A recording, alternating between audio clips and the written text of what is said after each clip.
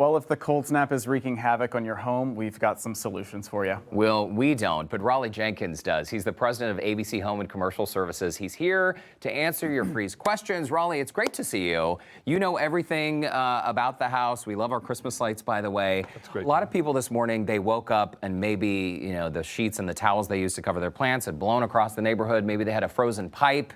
And we're going to get to some of these viewer questions. Sound good? Yep, that sounds great. Okay, so the first question is from Elizabeth in Sugar Land. She asks, I have no water in my house. My neighbor does. Where should I start checking for a frozen pipe, and what should I do? Of course, I naturally start thinking about what's the age of the house, when was it built. So a lot of builders back in the 80s and 90s used to bring that water line up and into that brick and back in the house. Typically, that's the frozen pipe. That if they didn't protect that, then it's probably solid ice, and so nothing's flowing through. So that could be a first spot. The other is go look at all the valves, make sure that they're open properly. Maybe somebody else closed the valve off, hoping to drain it and thinking that that would save their home. So there are a lot of spots to go check on to see why it's not flowing right now. And in the meantime, as we do see the temperatures start climbing just a little bit, hopefully getting above freezing, is your advice for Elizabeth to just sort of wait it out? In the old days, we would go take a hair blower and blow it on that little pipe right there and hopefully melt it down a little bit, but that could be a problem to that pipe. That can actually shorten the life of that pipe itself. So be very careful. You don't want to dry it out too fast or heat it up too much. So yes, if you can wait, let's wait. Let's wait a little bit longer. Let's let these temperatures change, and we'll turn around and start having water flowing again, and we'll be back in good shape again. Okay. All right. Well, things we're not really used to, but it's helpful. Question 2 is coming from Samina from Clear Lake. Do we need to let our faucets drip all day today? Also, how much water should be dripping out?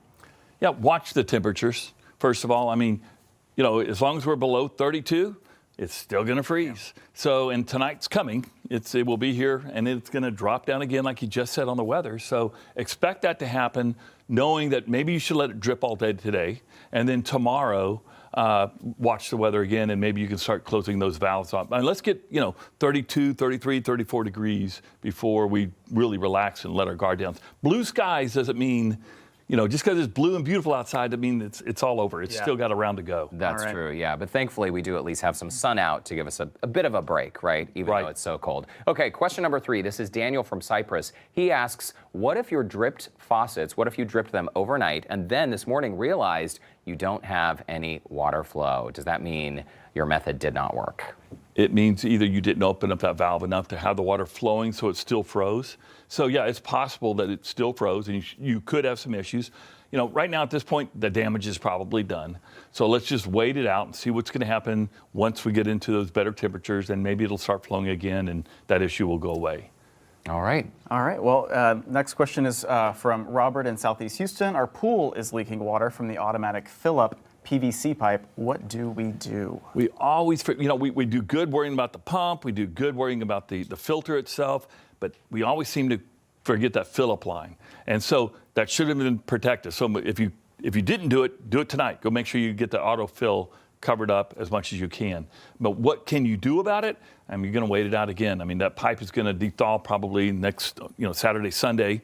And once that happens, you're going to understand if you got a broken pipe or not. Yeah. But the good thing is it's outside, so we're not worrying about sheetrock or anything like that. So that's, at least you got that much. Yeah, the damage might be minimal. Yeah. You have some items here in our studio, and I know we're tight on time, but are there still things that we should be thinking about today as we're about to go into another night? I'm going to jump on that pool. The biggest issue is that, a lot of people left their pools on the normal timer. They didn't turn it off. My son included on this one. And if you do that, then the problem is when it turns off, it could freeze. So now it's too late. So what you don't want to do is have that pool pump kick on, and all of a sudden the impellers are kicking in, and you got a good chance of just tearing up that pump itself. So just turn it off, take out the pins, leave it off so it doesn't come on tomorrow or this afternoon, and then open up the valves that are back up underneath here, open them all the way up, let it drain out.